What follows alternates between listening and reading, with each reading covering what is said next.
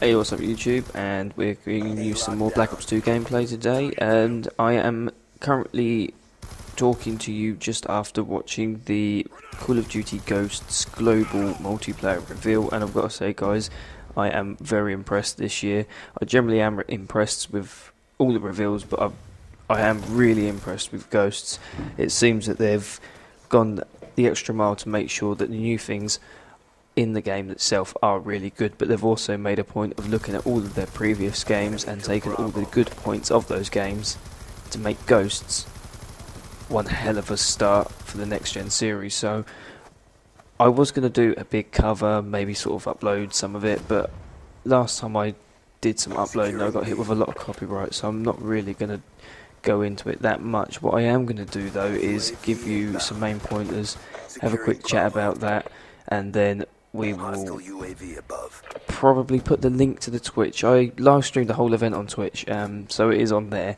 So if you are interested to watch it, if you did miss it, or if you haven't seen any of it on the internet, just head over to Twitch and you'll be able to see the whole event.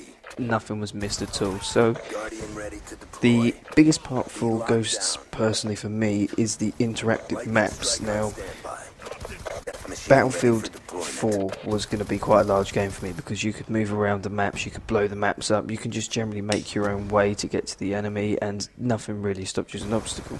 Well, Call of Duty are bringing their own version of this into their game now.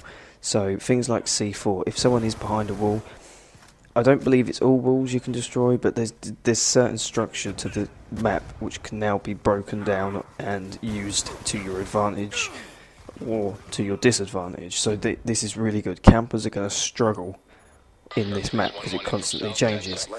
For instance, in the trailer itself there is a rocket launcher. When fired it goes into two different rockets, it hits a bus with someone camping in it, and the bus falls down a cliff and the bloke's still in it, so he's truly fucked when he goes down. But yeah, so the maps, they are a big thing, and the maps themselves do look really good. What we got next? Weapons. Weapons are obviously a very big thing for every Call of Duty gamer. Everyone wants to see something new. A lot of people want to stick with some of what they've got. Personally, I'm an M4A1 type of guy. Favourite assault rifle of all time, especially back in Modern Warfare 2 series. I was also a big fan of the intervention, so if I could see some of that come back I'd be really impressed. But from the pictures and the screenshots I saw, there is no intervention, but there will be a M4 type of gun. Whether it's called the M4 or not, I'm not sure. But what they have promised is 30 plus new weapons. So that is a hell of a lot of guns to add to a game. Now this should feature weapons which we always expect. The SCAR, the M4, there'll be a sniper which resembles a Barrett 50 cal. So the guns themselves, they're bringing a lot to the game, so we should be able to switch it up and definitely have more options of gameplay in the way we use our guns. And that leads on to the custom class setup. So moving on with this, it's a bit like Black Ops 2, the way you can customise and choose what you want to use by giving things up. For instance, in the gameplay you're watching, I've got an LSAT and I've got it pretty much loaded up, and I've taken away my my secondary weapon, I believe, on this class, so that I can have extras. I use primary gunfighter, and to do that I will drop my pistol or rocket launcher because I don't need it. They're going to bring that back in quite heavy with Ghosts, but they're also doing it across all of it. Now, perks. There is a lot of perks, and there's, I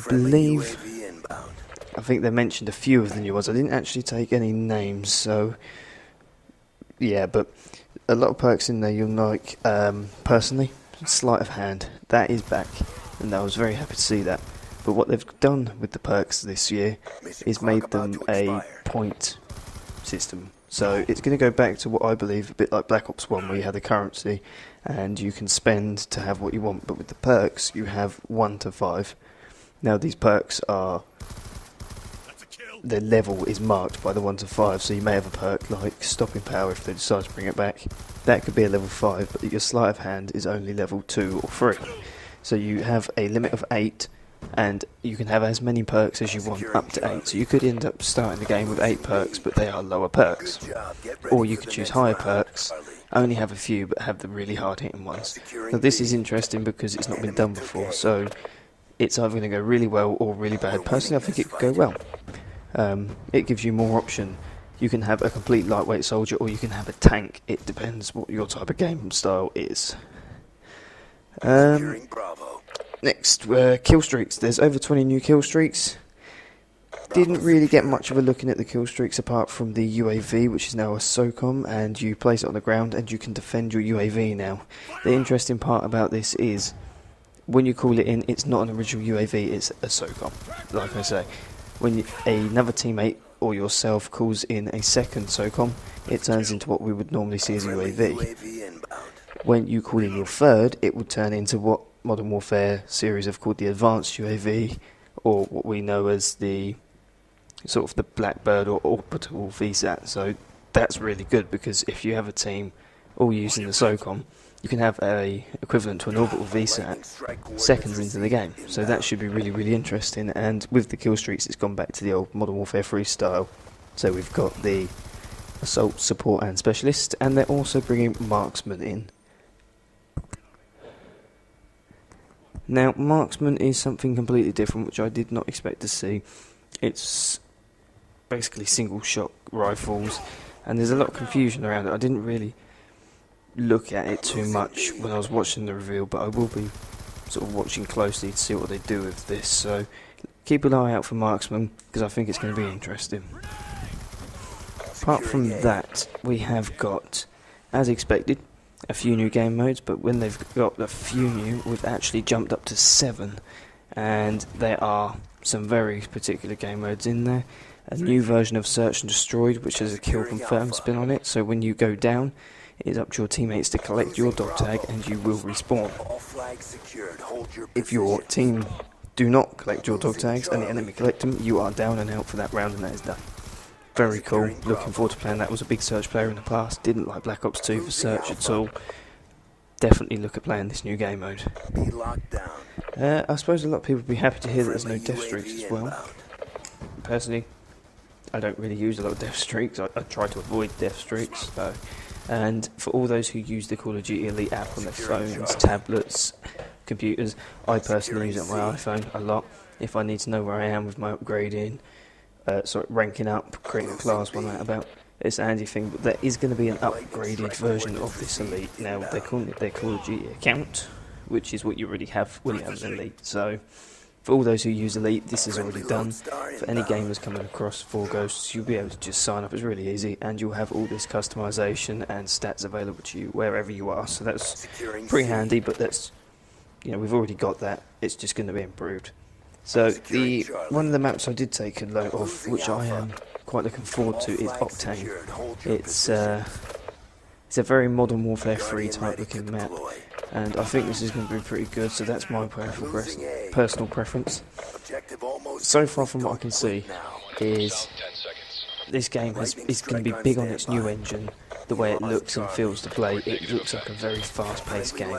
I'm looking forward to that really fast sort of movement, the new vault in, the being able to look around corners with the lean.